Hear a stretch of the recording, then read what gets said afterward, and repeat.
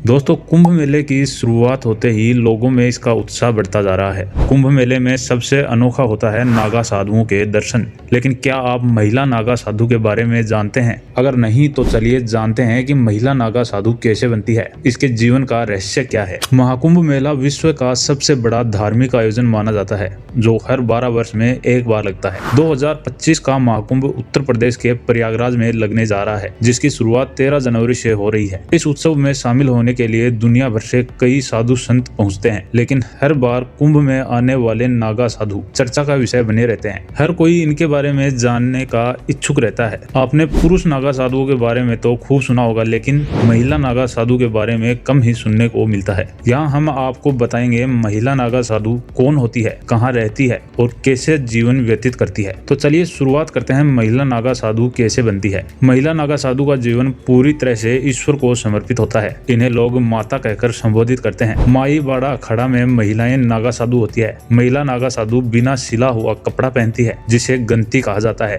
किसी महिला को नागा साधु बनने से पहले 6 से 12 साल तक ब्रह्मचर्य का पालन करना होता है। इसके साथ ही एक महिला नागा साधु को यह साबित करना होता है कि उसका सांसारिक मोह माया से लगाव पूरी तरह से खत्म हो गया है और अब वो खुद को पूरी तरह से ईश्वर को समर्पित कर चुकी है, जिसके लिए महिला नागा साधु का अपना खुद का पिंडदान तक करना पड़ता है। जो महिला नागा रूप धारण करती है, उन्हें सबसे पहले अपने गुरु से संन्यास मार्ग के नियम सीखने होते हैं और दीक्षा लेनी पड़ती है। इसके बाद से उन्हें अपने परिवार का मोह त्याग करना पड़ता है। नागा साधु बनने के लिए महिला को किसी अखाड़े से जुड़ना पड़ता है। आखिर में निर्वाण दीक्षा, जिसके तहत साधु को नागा साधु की उपाधि दी जाती है, जिसके बाद महिला का पूरा जीवन धर्म को समर्पित हो जाता है। महिला नागा साधुओं को आजीवन ब्रह्मचर्य का पालन करना पड़ता है। इन्हें सांसारिक सुख सुविधाएं, परिवार और व्यक्तिगत इच्छाओं का त्याग करना पड़ता है। इन्हें नियमित रूप से रोजाना कठोर साधना करनी होती है, जिससे इनका मन हमेशा कंट्रोल में रहे। यह हमेशा गेरुआ रंग का बिना सिला हुआ वस्त्र धारण करती है, जिसमें केवल एक गांठ होती है। कुंभ के दौरान महिलाओं को नागा साधु बनने की दीक्षा दी जाती है, जिसके लिए सबसे पहले उनका मुंडन किया जाता है और फिर वे पवित्र नदी में स्नान करती है। इस दौरान उन्हें खुद का पिंडदान भी करना होता है,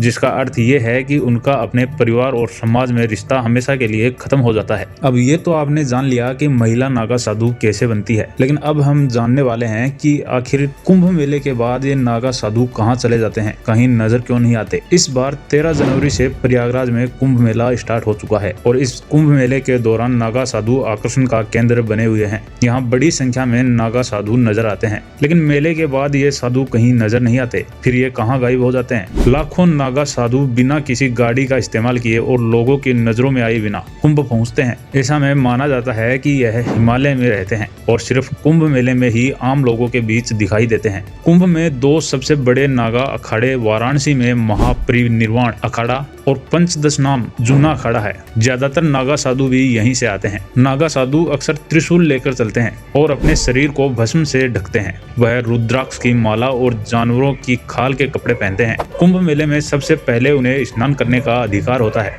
उसके बाद ही बाकी श्रद्धालुओं को स्नान करने की अनुमति दी जाती है।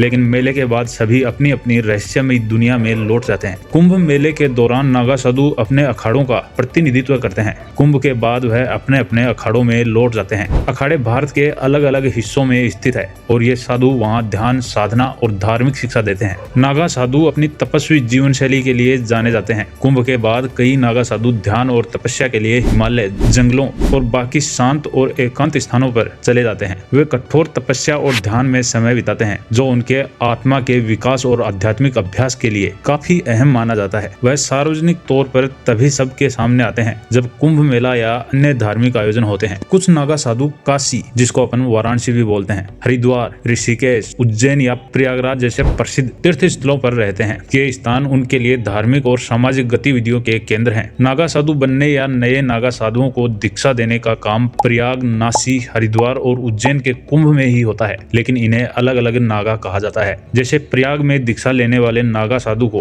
राज राजेश्वर कहा जाता है और उज्जैन में दीक्षा लेने वाले को खूनी नागा साधु कहा जाता है और हरिद्वार में दीक्षा लेने वाले को बर्फानी नागा साधु कहा जाता है। इसके साथ ही नासिक में दीक्षा लेने वाले को बर्फानी और खिचड़िया नागा साधु कहा जाता है। नागा साधु पूरे भारत में धार्मिक यात्राएं भी करते हैं। वह अलग अलग मंदिरों, धार्मिक स्थलों पर जाकर और धार्मिक आयोजनों में भाग लेकर अपनी उपस्थिति दर्ज कराते हैं। कई नागा साधु गुप्त रहते हैं और आम समाज से दूरी बनाकर रहते हैं। उनकी साधना और जीवन शैली उन्हें समाज से अलग और आजाद बनाती है। दोस्तों, वैसे तो नागा साधुओं के बारे में जितनी बातें करेंगे उतनी ही कम है, क्योंकि नागा साधु होना एक रहस्य से कम नहीं है। लेकिन अगर हम इनके बारे में पूरी बातें करेंगे तो वीडियो बहुत लंबा हो जाएगा। तो आज के लिए इतना ही। अगर वीडियो पसंद आया हो तो लाइक कर देना और चैनल पर नए हो तो चैनल को सब्सक्राइब करना ना भूलें। मिलते हैं किसी और वीडियो में, तब तक के लिए धन्यवाद। जय हिंद, जय भारत।